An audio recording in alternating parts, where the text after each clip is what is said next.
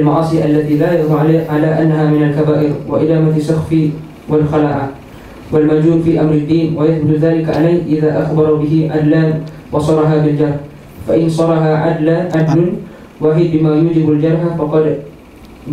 الجرح فقد اختلف أهل العلم فيه، فمنهم من قال لا يثبت كما لا يثبت في شهادة، ومنهم من قال يثبت ذلك لأن العدل ليس بشرط في قبول الخبر فلم يكن شرطا في جرح الراوي، ويخالف الشهادة لأن العدل شرط في قبول الشهادة والحكم بها فكان شرطا في جرح الشهيد والله أعلم. انتهى. فقد دل على طريقتين، الأولى والثانية في صدر كلامه بقوله كل من ثبت عليه فعل شيء، ودل على طريقة الثالثة بمناقشته الدقيقة لمن رفض الجرح بواحد فقط، وبرده القوي بإظهار الفرق بين الرواية والشهادة، وهو تفريق مهم يعتمده العلماء في مناقشة المسألة. وما أحسن تحقيق الحافظ ابن حجر لهذه القضية إذ قال في شرح النخبة لو قيل يفصل بينما إذا كانت التزكية في الراوي مستندة من المزكي إلى اجتهاده أو إلى النقل عن غيره لكان متجها، فإنه إن كان الأول فلا يشترط العدد أصلا لأنه حينئذ يكون بمنزلة الحاكم، وإن كان الثاني فيجري فيه الخلاف. وتبين أيضا أنه لا يشترط العدد لأن أصل النقل لا يشترط في العدد، فكذا ما تفرع عنه.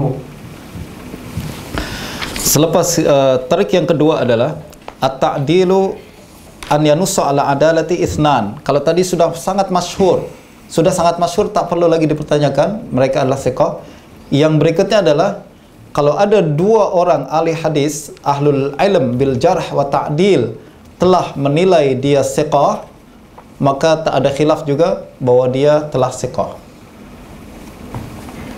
Atau ada dua orang ahlul ilm jarh wa ta'dil telah menetapkan perkara tersebut, maka huwa muttafaq alaihi inda jamaahirul ulama, dia disepakati telah thiqah menurut kebanyakan para ulama.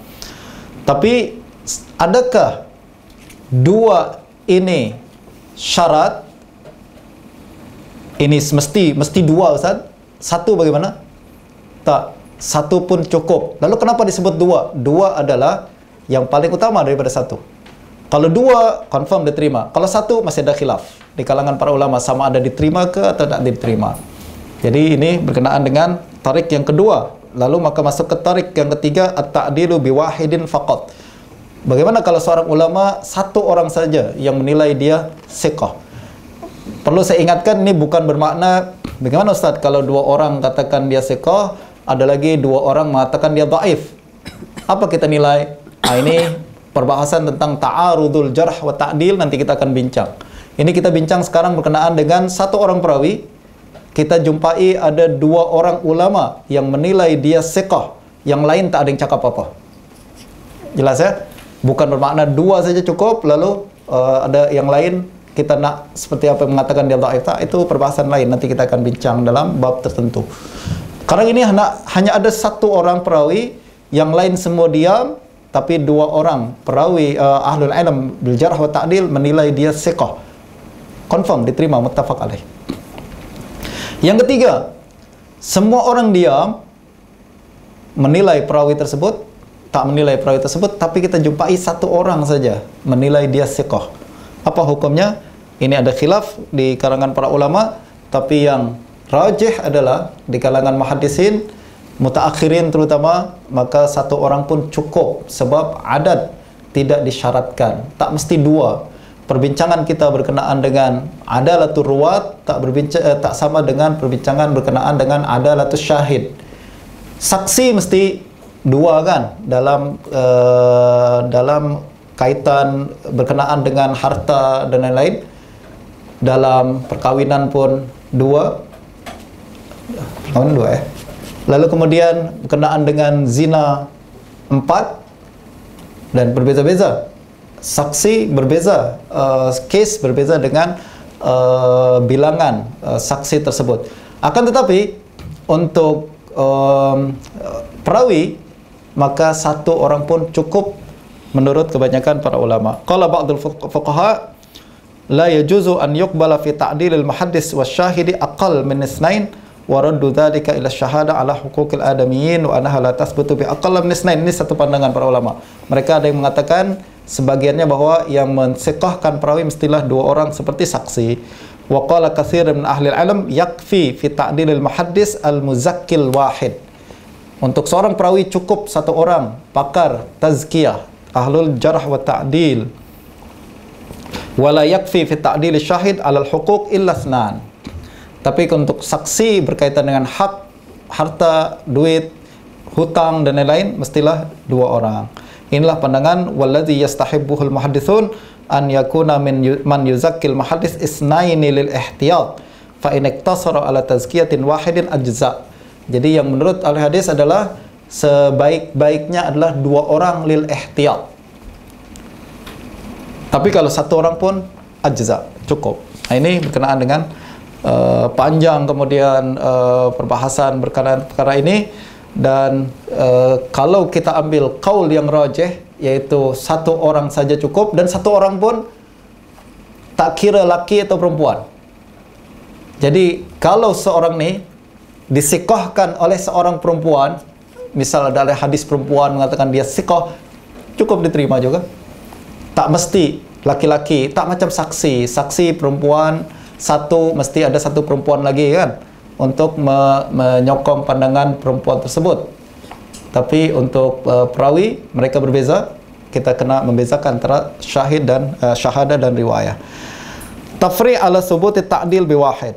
Kalau kita katakan cukup 1 orang saja, ada beberapa perkara lain yang berkaitan dengan perbahasan ini dalam ilmu hadis. Berkenaan pertama adalah riwayatul majhul. تفريع على ثبوت التعديل بواحد رواية المجهول.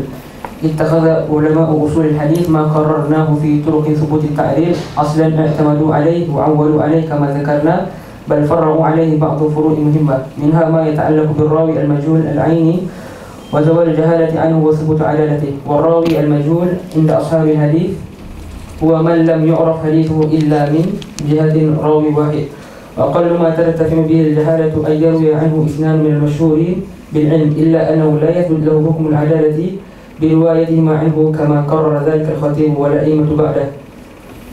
وقد فرع الحافظ ابن حجر على ما اعتمده الخطيب ورجحه من ثبوت التعديل بواحد تفريعا مهما، هو أنه يقبل حديث مجهول العين بأهل أمرين: الأول أن يوثقه غير من ينفرد عنه على الأصح، الثاني وكذا أي الأصح إذا زكاه من ينفرد عنه إذا كان متأهلا لذلك. Oke. Sekarang kalau kita katakan perawi cukup 1 orang saja yang mentakdil dia, dalam ilmu hadis kita ada perbincangan berkenaan dengan majhul, perawi majhul. Apa yang dimaksud dengan perawi majhul? Ar-rawil majhul inda ashabil hadis huwa man lam yu'raf hadithuhu illa min jihati rawin wahid. Perawi majhul adalah orang yang tidak diketahui hadisnya melainkan dari 1 sumber sahaja, yaitu 1 orang perawi sahaja. Maknanya apa?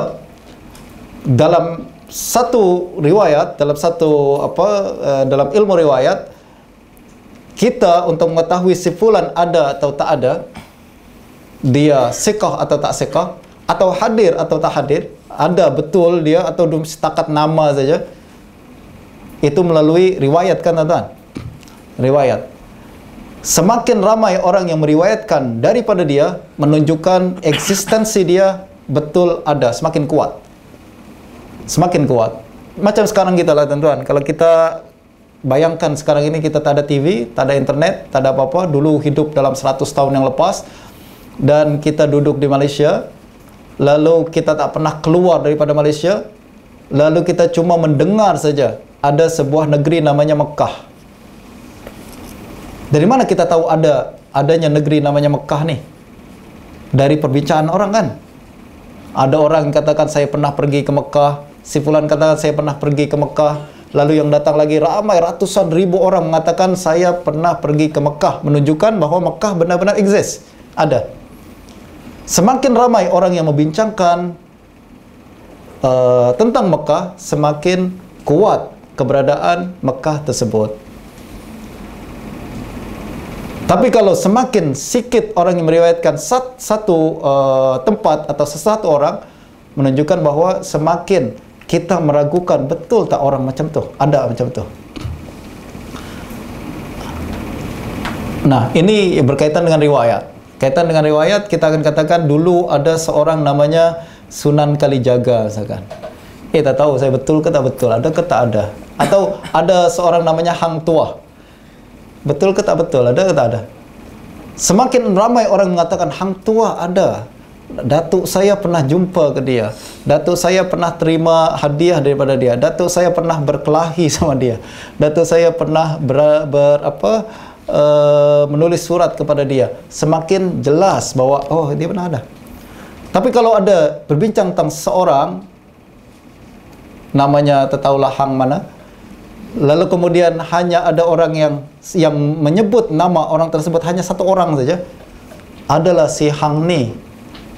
Siapa yang tahu? Kita tahu, betul kan ada Hang tu? Awak saja seorang yang meriwayatkan. Itu namanya majhul. Sebab kita yakin betul ke atau tak betul. Jangan bukan Hang ni, awak maksud Hang tua ke? Tak, Hang ni. Hang tua ke? Tak, Hang ni.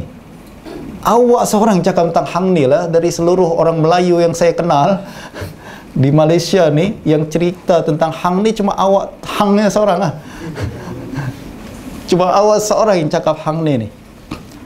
Jangan ada ke, jangan tak ada. Jangan tak ada, itu namanya majhul. Justru ar-rawil majhul inda ashabil hadis huwa man lam yu'raf hadithuhu illa min jihati rawin wahid. Yang kita khawatiri daripada majhul ini adalah kita khawatir perawi tersebut tersalah sebenarnya.